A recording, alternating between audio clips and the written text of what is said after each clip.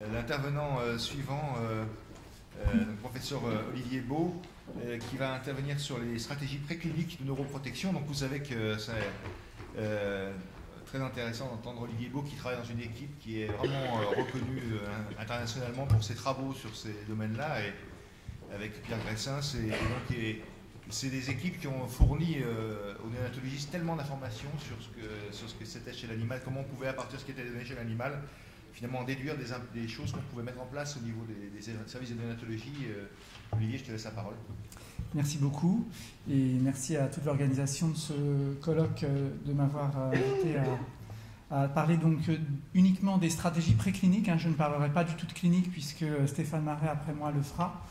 On verra un petit peu qu'il y a de très nombreuses stratégies, de très nombreux espoirs, mais qu'il y a aussi des limites qu'il faut bien connaître, et les principales limites que l'on va voir, c'est évidemment la translation de ces données précliniques dans les unités de néonatologie pour la prévention.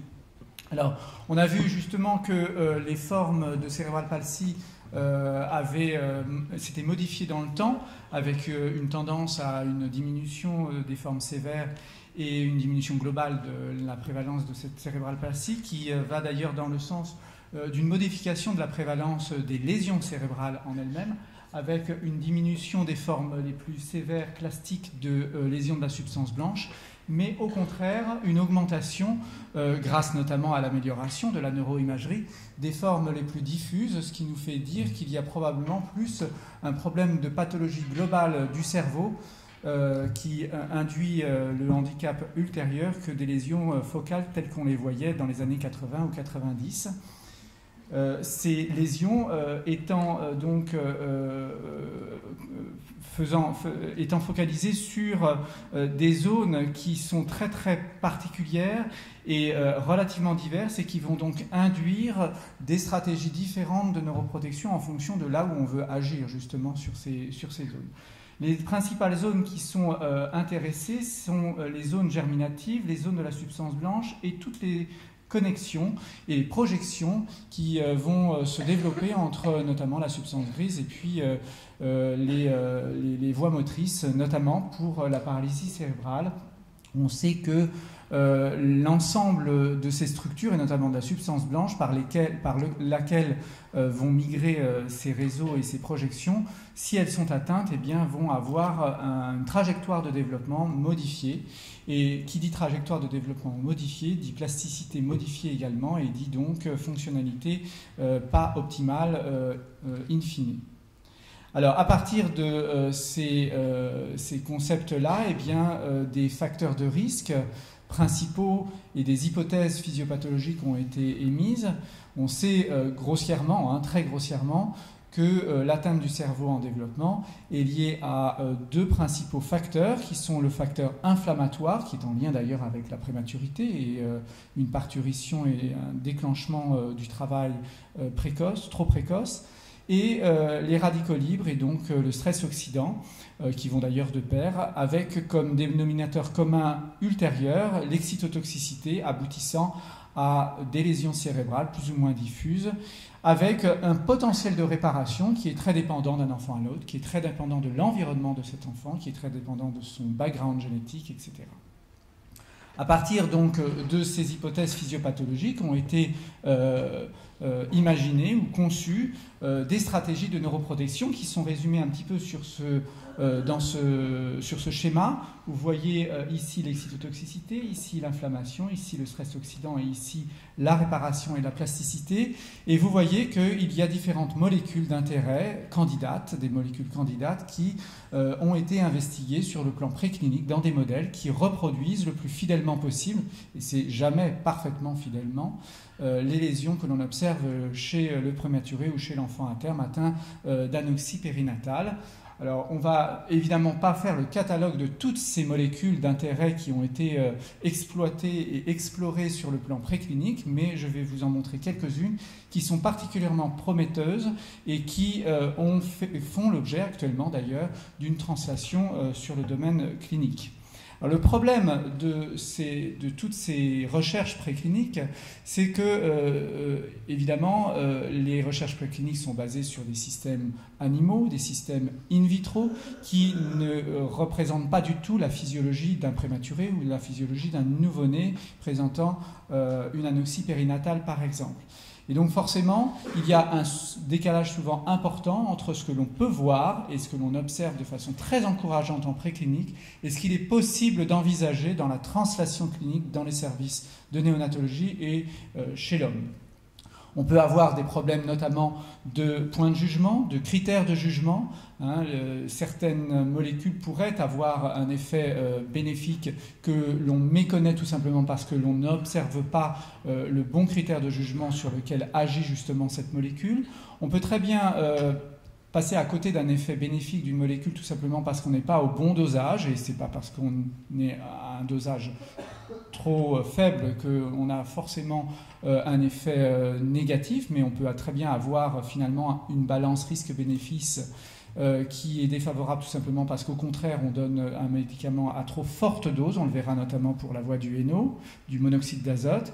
Et puis on sait très bien qu'autant dans le domaine clinique les méthodologies d'essais randomisés, d'essais cliniques sont extrêmement rigoureuses avec des chiffres et des nombres de sujets inclus extrêmement importants qui donne une certaine force justement aux conclusions que peuvent apporter ces essais cliniques.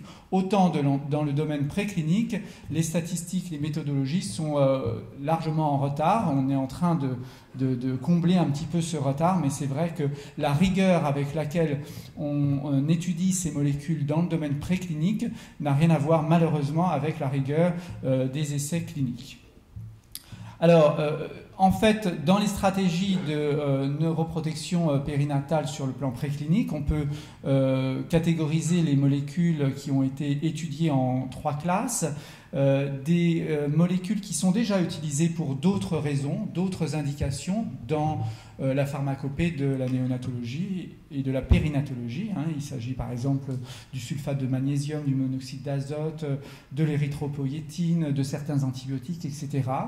Il y a de nouvelles molécules neuroprotectrices qui sont utilisées spécifiquement à visée neuroprotectrice parce qu'elles ont un impact notamment sur une des cibles des facteurs de risque induisant les lésions cérébrales. Et puis il y a, j'en parlerai un petit peu parce que tout le monde en a parlé et tout le monde en entend parler avec parfois des données qui ne sont pas forcément très fiables, de nouvelles stratégies bien en amont de ce qu'il est possible de faire en clinique et qui concernent notamment les cellules souches et les progéniteurs des cellules du cerveau. Alors, je vais commencer par certaines molécules, 2-3 molécules qui sont très intéressantes tout simplement parce que ce sont les molécules qui ont probablement le plus d'avenir et qui ont un index de preuve de performance en termes d'investigation préclinique maximale. Alors, je vais commencer par la mélatonine. La mélatonine, vous savez, c'est une hormone que tout le monde sécrète de façon cyclique au cours du nictémère, qui induit notamment le sommeil, qui peut être utilisé dans certaines pathologies génétiques associées à des troubles du sommeil, qui peut être utilisé également pour limiter les effets du jet lag par exemple. Et cette molécule qui est en vente libre d'ailleurs dans certains pays comme les États-Unis est très intéressante parce qu'elle présente certaines propriétés qui vont contrecarrer les différents facteurs de risque de lésions cérébrales comme l'inflammation, le stress oxydant ou l'excytotoxicité. Et c'est l'une des rares molécules finalement qui agit de façon un peu multifactorielle sur l'ensemble de ces facteurs de risque. On l'a utilisé dans divers modèles animaux et il y a plein de modèles animaux, du petit animal jusqu'au gros animal, dans lesquels la mélatonine a été testée et dans tous les cas, la mélatonine a eu un effet préclinique positif. Ici, je vous montre simplement quelques résultats correspondant à quelques modèles que l'on a utilisés dans le laboratoire. Ici, c'est un modèle d'excytotoxicité où on reproduit ici une cavité correspondant à une leucomalacie périventriculaire cavitaire en pleine substance blanche chez la souris ou chez le rat. Et vous voyez que chez l'animal qui est traité, cette cavité est dramatiquement réduite ici il y a quand même encore une lésion, mais qui est fortement réduite. Ici, c'est un autre modèle qui est assez intéressant parce que c'est un modèle de lésion diffuse associé à un retard de croissance intra-utérin. On a vu avec Christine Kans que finalement le retard de croissance intra-utérin avait un rôle très important dans le handicap neurocognitif ultérieur.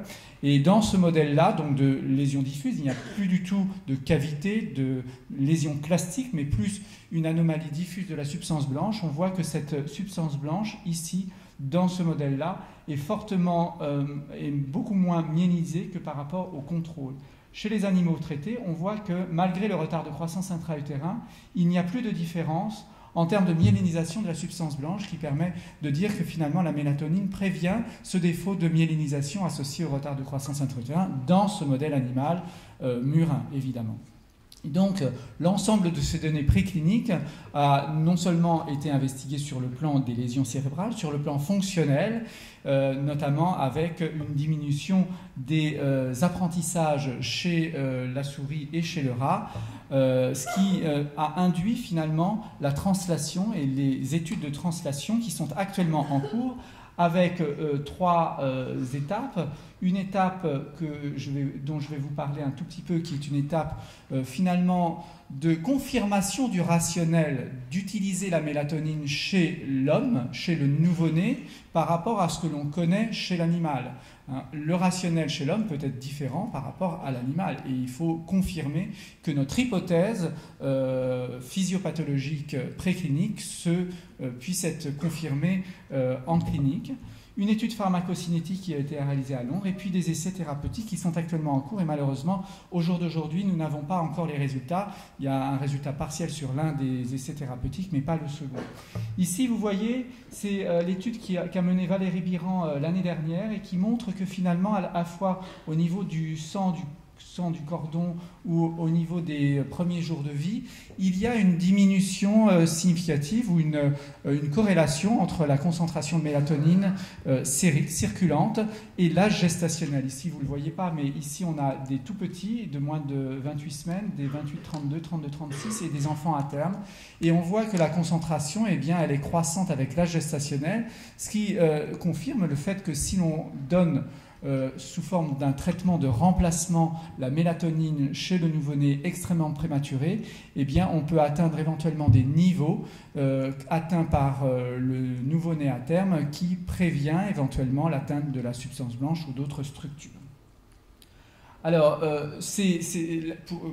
pour la mélatonine, hein, je conclus sur la mélatonine. Des essais sont en cours. Un premier essai anglais fait à Londres montre malheureusement qu'un traitement relativement bref en postnatal n'a pas d'effet sur un critère très particulier, très précoce, uniquement en neuroimagerie, mais encore faut-il que ce critère de jugement soit réellement rationnel et fiable, ce qui n'est peut-être pas le cas. Et nous sommes actuellement en cours de recrutement dans un essai multicentrique en France, mené par Valérie Biran notamment, sur l'administration cette fois juste anténatale chez la femme qui est en train d'accoucher d'un enfant très prématuré de moins de 28 semaines, avec des doses qui vont être ajustées de telle manière à augmenter la concentration sérique au maximum, sachant qu'il n'y a aucun effet secondaire de la mélatonine a priori. Et donc, on espère que cet essai va avoir un effet bénéfique.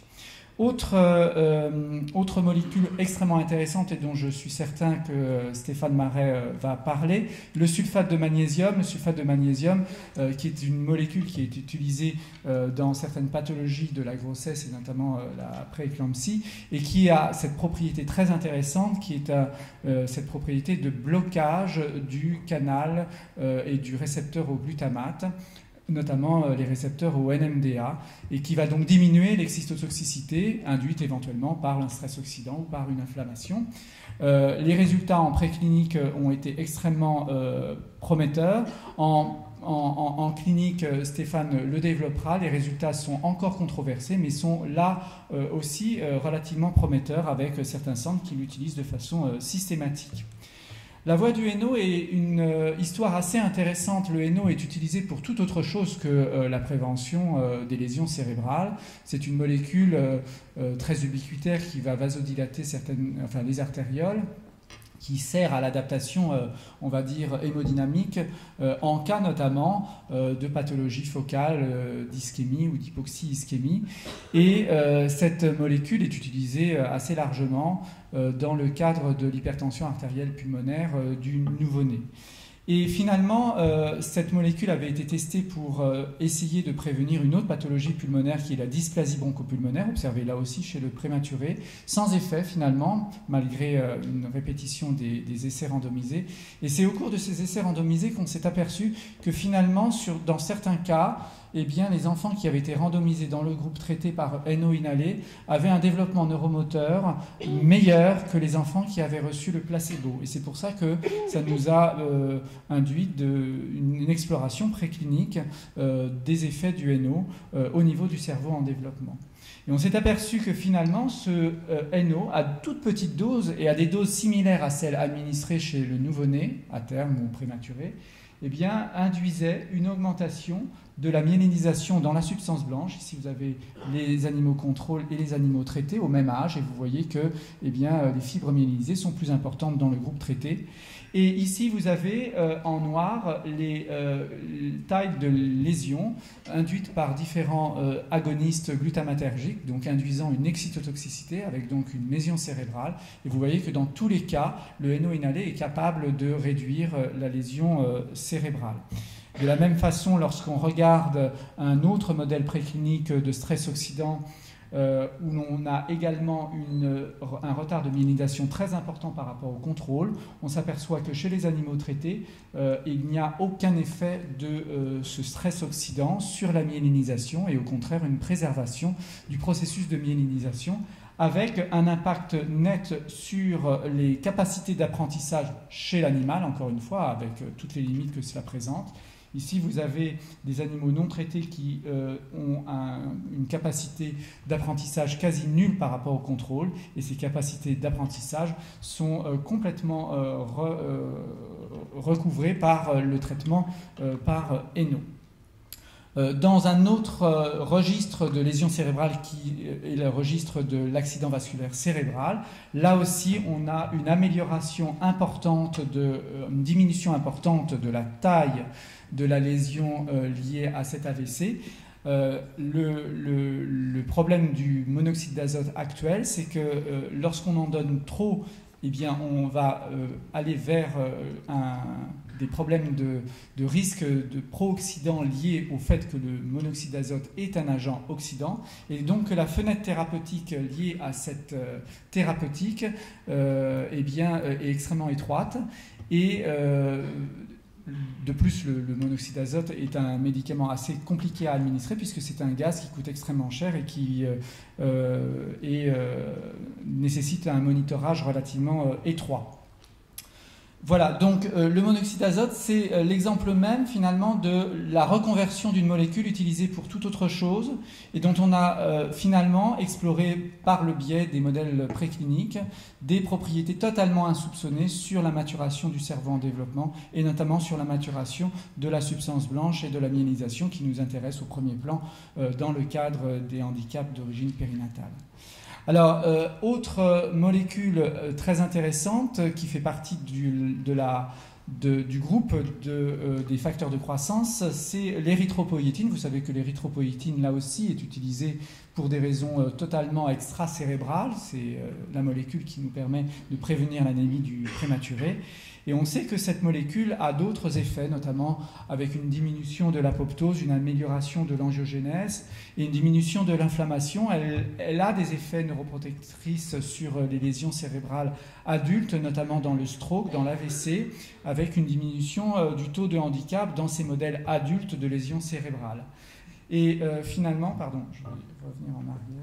Voilà. Et finalement, cette molécule érythropoïétine est actuellement en cours d'investigation, à la fois en association avec l'hypothermie. Vous avez vu avec l'exposé de Inge que l'hypothermie est probablement l'une des rares interventions neuroprotectrices qui est validée dans le cadre de l'anoxie périnatale chez l'enfant à terme, et que maintenant, eh bien, on essaie de faire de l'hypothermie plus autre chose, plus de l'érythropoïétine, plus d'autres thérapeutiques afin de potentialiser l'effet neuroprotecteur de cette hypothermie qui reste somme toute relativement modeste. Et donc des essais sont en cours associant l'hypothermie avec l'érythropoïétine à la fois dans le cadre de l'anoxie périnatale, mais également avec nos amis suisses dans le cadre de la grande prématurité avec des résultats très convaincants et encourageants sur le plan de la neuroimagerie, une amélioration notamment de l'incidence des lésions cérébrales en neuroimagerie. On attend avec impatience évidemment la corrélation avec le suivi à plus long terme. Une autre association avec l'hypothermie, c'est le xénon. Le xénon, c'est un gaz, là aussi, très rare, particulièrement cher, mais qui a une potentialité anti-excitotoxique extrêmement puissante, qui a très peu d'effets secondaires, qui a montré en préclinique, à la fois chez le gros animal, mais également chez le rat, une potentialité importante de réduction des lésions. Ici, vous avez en fait des animaux qui ne sont pas traités ni par hypothermie ni par xénon. Ici, vous avez des animaux qui sont ventilés, exposés à une quantité de 50% de xénon, avec donc une petite réduction de la taille de la lésion. Ici, vous avez des animaux qui sont en hypothermie, donc vous voyez que la différence de la taille est importante. En préclinique, en tout cas, on diminue par 2 cette taille de lésion.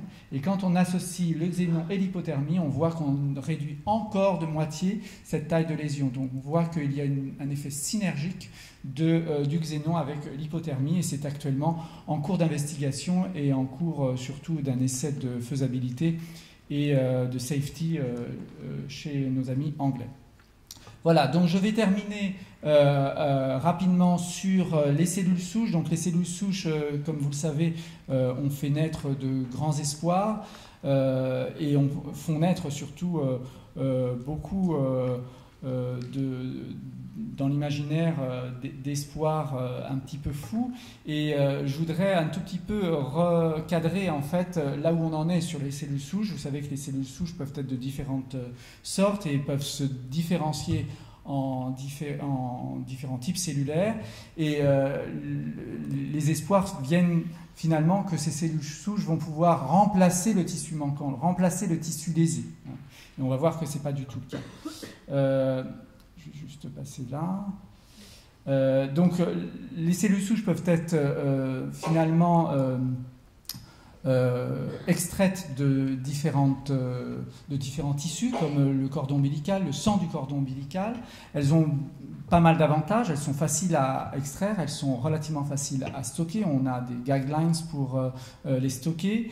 Mais elles ont de grandes limites, et parmi ces limites, c'est que dans toutes les études précliniques utilisant ces cellules souches, on n'a jamais été réellement capable de démontrer qu'il y avait une greffe de ces cellules souches au niveau du cerveau, et que probablement s'il y a un effet au niveau préclinique, et encore plus au niveau clinique, mais ça je n'en parlerai pas, mais au niveau préclinique, si on considère qu'il y a réellement un effet, il ne peut s'agir que d'un effet paracrine, c'est-à-dire que ces cellules vont produire certaines molécules qui localement vont agir pour prévenir les atteintes du cerveau en développement ou atténuer finalement l'impact d'une inflammation ou d'un stress oxydant.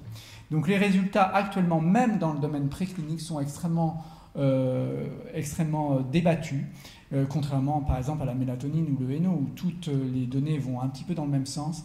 Donc c'est pour ça que je pense qu'il est relativement trop tôt de penser à la translation de ces données précliniques à l'homme, dans les services de néonatologie, car il y a trop d'inconnus encore. Et une dernière diapositive pour vous donner un tout petit peu une perspective d'une nouvelle stratégie qui commence à émerger.